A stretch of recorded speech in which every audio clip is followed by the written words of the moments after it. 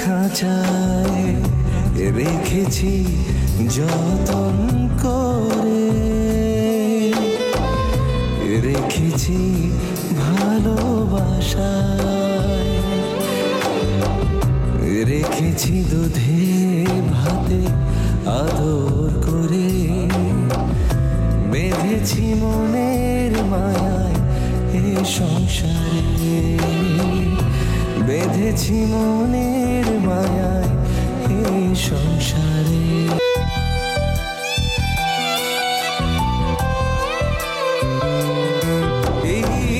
হাসি কান্নায় ভরা মায়ার সংসারে, বাঁধাছি মায়ায় মায়ায় মায়ার বাঁধনে।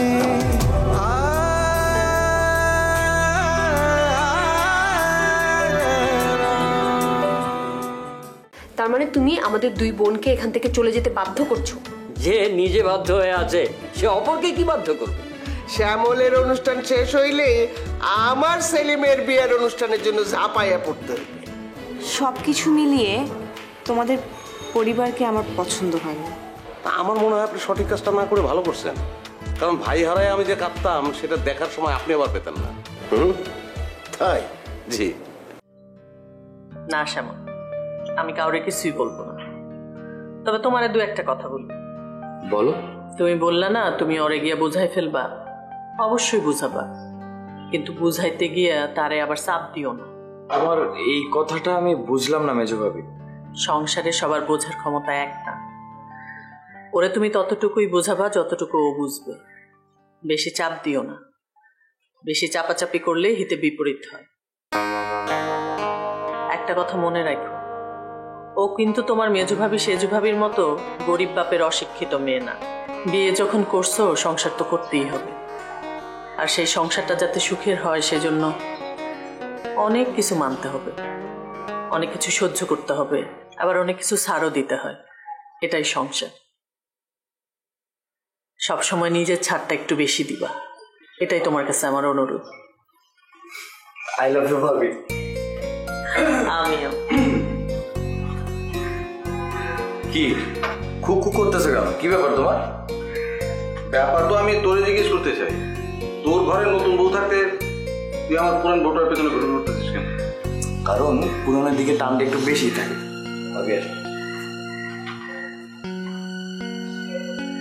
কি কোনো সমস্যা? না, কিসের সমস্যা? কি এরকম করে হাসতেছো কেন? তোমাদের এই ভাব ভালোবাসা তো আমি নতুন দেখতেছি না, তাই বুঝি আমাদের এই ছোট সাহেবের যখনই কোনো সমস্যা হয় কিংবা কোনো কারণে যখনই মন খারাপ হয় না, তখনই ঠিক তোমার কাছে এসে ঘুরঘুর করতে। তাই তোমার মনে হইতেছে আজও কোনো সমস্যা হয়েছে। শোনো, না যাই না না শুই না কোনো কিছু মনে করাটা ঠিক না। ও আচ্ছা, সরি, আমার ভুল হয়ে গেছে। আচ্ছা শোনো, যেটা বলতে আসছিলাম, ভাই ফোন করছিল, ভাই অপেক্ষা করতেছে, বলছে যে শ্যামলের মানে বউ আর শ্যামলের নিয়ে তোমরা যেতে বলছে, সম্ভবত যে শ্যামলের বউর জন্য একটু গয়নাগাটি কিনবে। যাও, ছোট বউরে রেডি করে বের হও। আর শোনো, যাওয়ার আগে একটা চা হইলে খুব ভালো। আচ্ছা প্লিজ।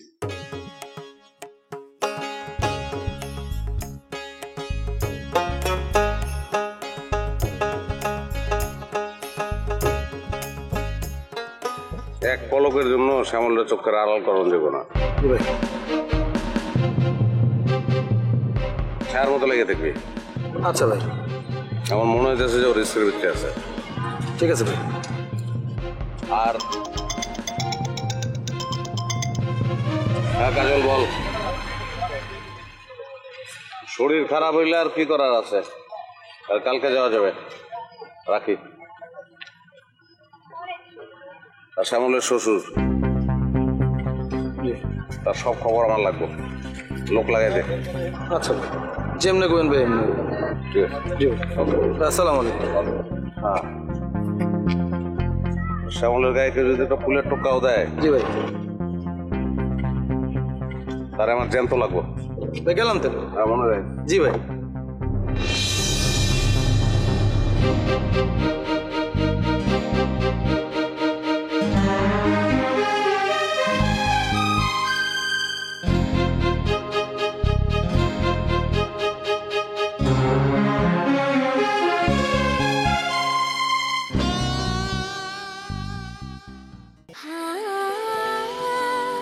সময় বদলে যায়, কিন্তু আভিজাত্যের মানে একই থেকে যায়। স্মরণের ছোঁয়ায় তোমার উপমায় বদলে দিলে যে আমার। স্যান্ডেলিনা সো, রূপচর্চায় আভিজাত্য।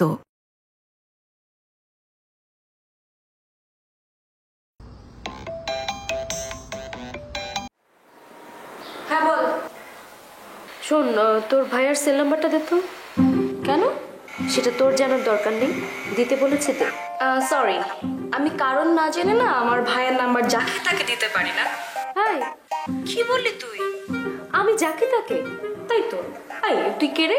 তুই কি আমার ভাইয়ের গার্লফ্রেন্ড, বউ না বান্ধবী, কোনটা বলতো? জেনি, বিষয়টা কিন্তু বাড়াবাড়ি হয়ে যাচ্ছে। সেটা তো তুই করছিস, কথা নেই বার্তা নেই আমাকে কল করে বলছিস তোর ভাইয়ের নাম্বারটা দে তো। মানে তুই চাইবা মাত্র আমি তোকে ফোন নাম্বার দিতে বাধ্য। নাম্বার পেতে হলে আমাকে কারণটা বলতে হবে। চাই না নাম্বার।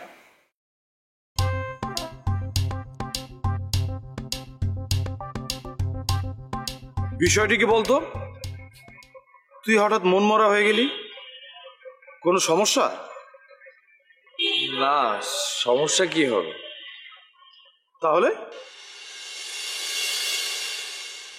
কেউ কিছু না বললেও আমি বুঝতে পারি যে সবাই আমার কাজে অনেক কষ্ট পেয়েছে, কিন্তু তুমি বিশ্বাস করো সেজু ভাই, এছাড়া আমার কোনো উপায় ছিল না। ভাই সবকিছু হাসি মুখে করতেছে, কিন্তু আমি বুঝতে পারি তোর বোঝাটা একটু বেশি হয়ে যাচ্ছে। এত বেশি বোঝা ভালো না রে শ্যামল। না, এটা ঠিক, কাজটা তোর অন্যায় হয়ে গেছে, কিন্তু এটা তো আমরা ধরি নাই। শুধু শুধু এসব ভেবে মন খারাপ করিস না। শোন, আজকে আমার অফিস যেতে ইচ্ছে করছে না, চল দু ভাই মিলে বাইরে কোথাও থেকে ঘুরে আসি। চল চল।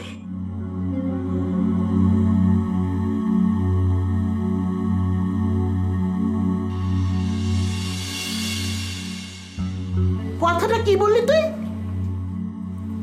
রেনুরে বিয়ে করা কোনোভাবে আমার পক্ষে সম্ভব না। বিষয়টা তো আমি কিছুই বুঝতে পারছি না।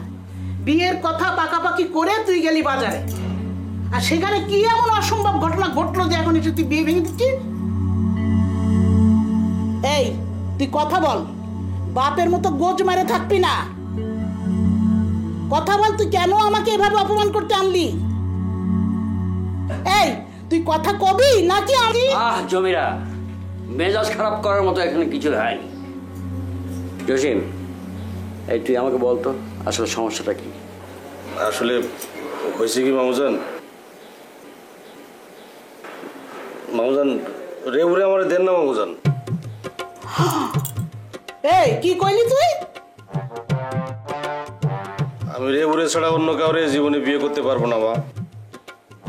এই, হঠাৎ করে তোর মাথায় গন্ডগোল দেখা দিল নাকি? তোর মামু কইছে না যে রিয়াবুর বিয়ে আরেক জায়গায় ঠিক হয়ে আছে? আরে বাবা, ঠিক হয়ে আছে, বিয়ে তো আর হয় নাই। এই, কি কইতে চাস তুই? মামুজান, আপনি আপনার কথা ফিরায় নেন মামুজান। সেটা সম্ভব না রে বাবা। সম্ভব, আপনি চাইলেই সম্ভব। না রে বাবা, সেই সাধ্য আমার নাই। নাই বললে হবে না মামুজান, সাধ্য আপনার করতে হবে। আমি রেউরে ছাড়তে পারবো না মামুজান। হায় হায় হায় হায়, আমার পুরো আজকা কি হয়ে গেল ভাই? আজকা ওর মাথা, ও বুঝছি, আমার বোঝা সারা। ভাই, রেবুরে ডাক দাও তো। রেবু, এ রেবু, এদিকে আয়।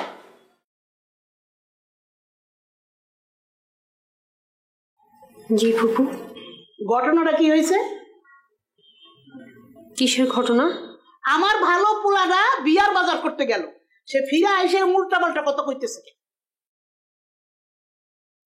কথা বল রেবু, কি এমন হইল? আমি এই বিষয়ে কিছু বলতে পারবো না বাবু, তার বিষয়ে তার কাছ থেকে জেনে নিই। দেখছো ভাই, তোমার মায়ের ব্যবহারটা দেখছো? কারো ব্যবহারই আমি এখন আর বুঝতে পারছি না। তোরা যে আমাকে কি ঝামেলা ফেললি। আমি রেবুর মামাদের ফোন করে বলেছি যে আজ রেবুর বিয়ে, তাদের দু একজন আসবে বলে কথাও দিয়েছে। এখন তাদের আমি কি বলবো? তা গো, আবার কি বলবা? তারা আসবে, বিয়েতে হাজির থাকবে। কিসের বিয়ে? তোর ছেলে তো বলে গেল সে এই বিয়ে করবেই না। না ভাই, বিয়ে ওর করাই লাগবে। কি মনে করো তুমি ও আমারে অপমানের মধ্যে ফেলবে আর আমি ওর ছেড়ে দেবো? ওর বাপের এই ছাড়ি নাই কোনো সময়। তুমি একদম চিন্তা করো না, বিয়ে হবেই।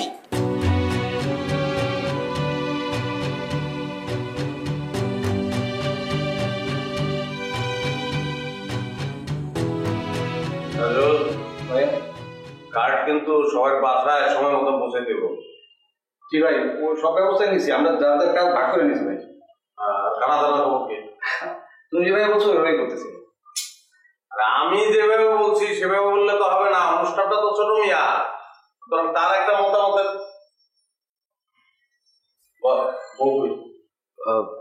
ও খাবে না, মানে ওর খেতে ইচ্ছে করছে না। খেতে ইচ্ছে করতেছে না কারণ কি শরীর খারাপ? না তেমন কিছু। তেমন কিছু না হলে রাত্রে খাবে না কেন? রাত্রে না খেলে তো শরীর খারাপ হবে। আচ্ছা তারে গিয়া বল আমি যেতেছি। ভাই আপনি বসেন, আমি ডাকছি। এটা তো তোমার আগেই যাওয়া উচিত ছিল। এই মেয়েটা এই পরিবারে তো নতুন আসছে, তাই না? যাও। আমার ভুল হয়ে গেছে, আমি এখনই যাচ্ছি।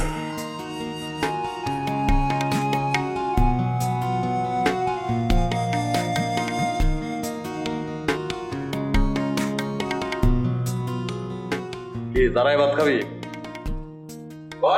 আমার মতো দাঁড়াই।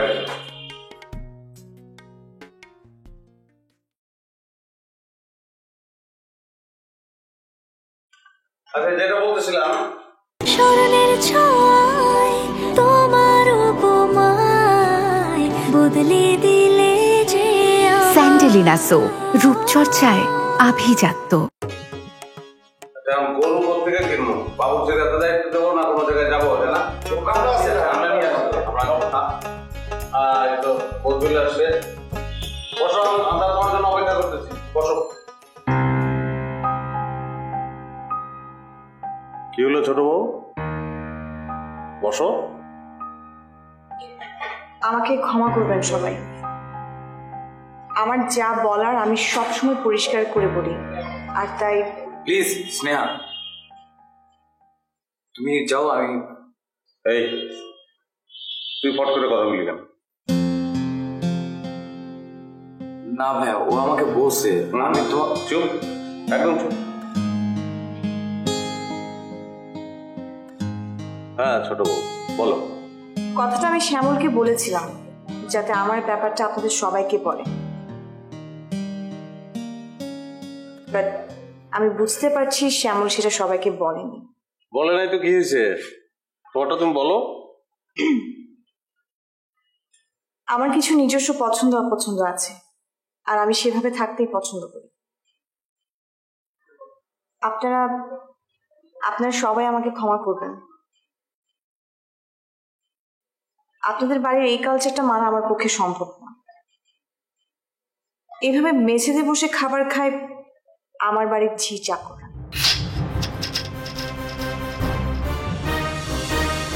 সরি।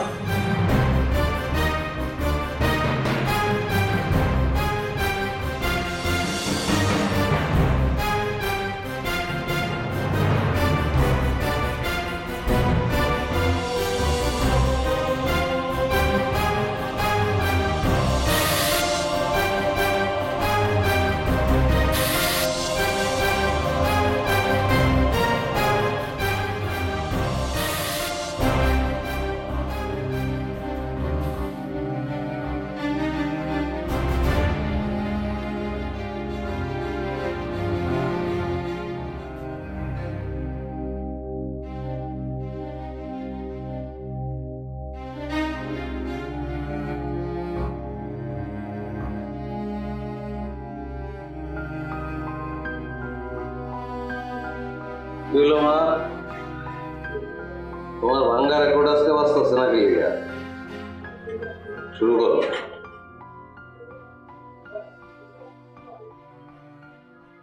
কি হইলো? শুরু করো। আমার ঘুম আসতেছে, তুমি যাও, আমি ঘুমাই। কিন্তু তোমার ভাঙ্গা রেকর্ডের গান না শুনে আমি তো ঘুমাইতে যেতে পারবো না, আমার তো ঘুম আসবো না। শুরু করো, শুরু করো।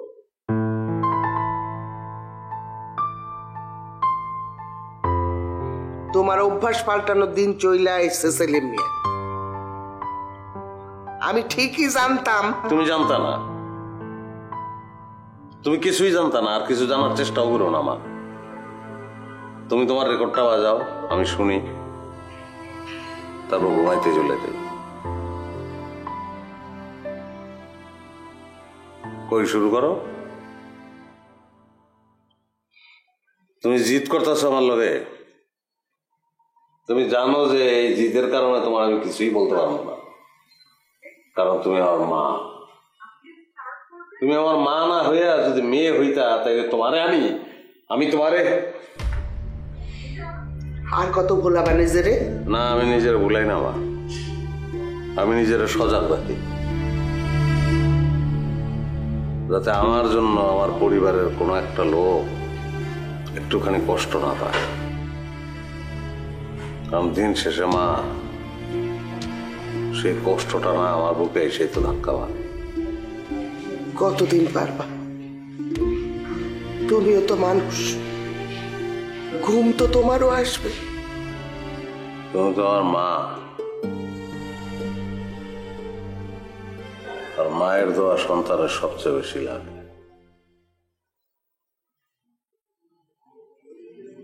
আমার লোকে দোয়া করো না, সত্যি যদি কোনোদিন আমার ঘুম আসে সেটা জানি আমার শেষ ঘুম হয়। ওরা ছাড়া আমি কে? আমি কেউ না।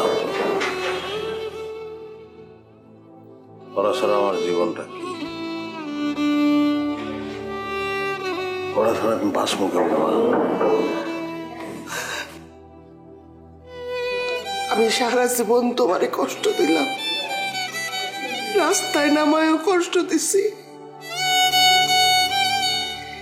ঘরে তুলেও আমি কষ্ট দিতেছি। আমারে মাফ করে দিও। রাখো। কি বললা তুমি? এটা কি কইলা তুমি? এটা আমি কি অপরাধ করছি যে তুমি আমার পাপের ভাগি করতেছো? না, তোমারে পাপের ভাগি করতেছি না, আমি আমার পাপের কথা ভাবতেছি। না বালক একটা ছেলে ছেলে তুমি, আর তোমারে আমি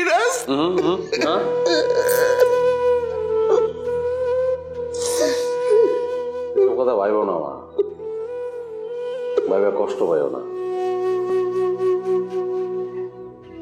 কোনো কিছু ভাইবা, এইসব ভাইবা তুমি কষ্ট পাইও না মা, আর আমারও কষ্ট দিও না।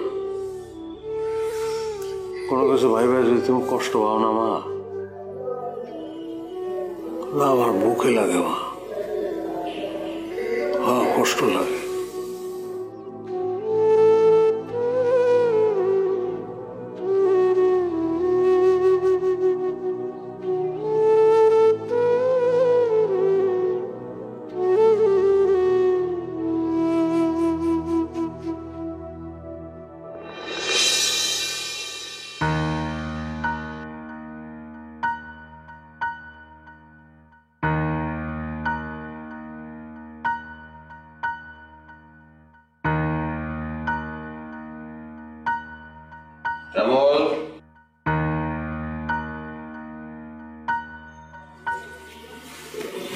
ভাই বসো না।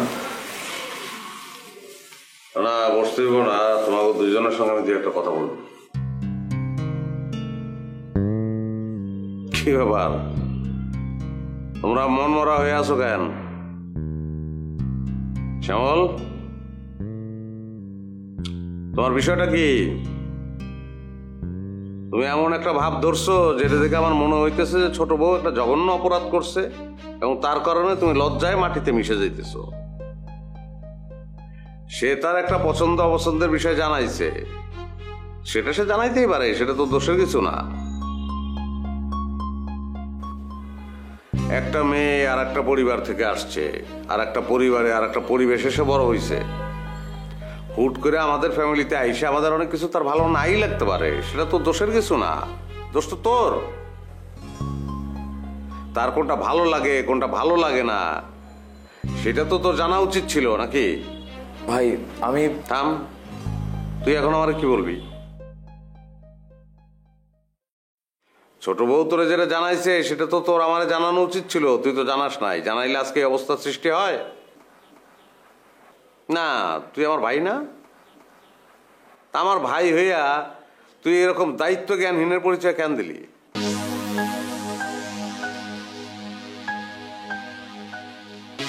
ভুল আমারও হয়েছে ছোট বউ,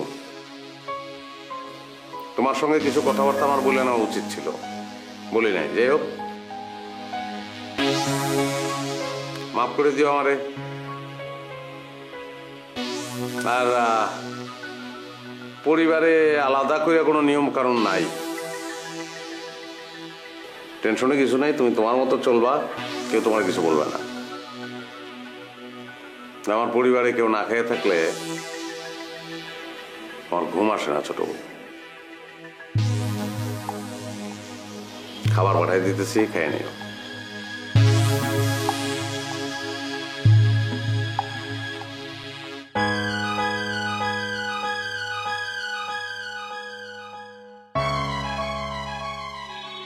সামান্য একটা বিষয় তুই আমারে জানাইতে পারলি না, নিজে কষ্ট পালি, আমারে কষ্ট দিলি, ছোট বউরে কষ্ট দিলি। আমি না এখন বাইচে আছি। হাসি কান্নায় ভরা মায়ার সংসারে বাঁধা ছি মায়ায় মায়া।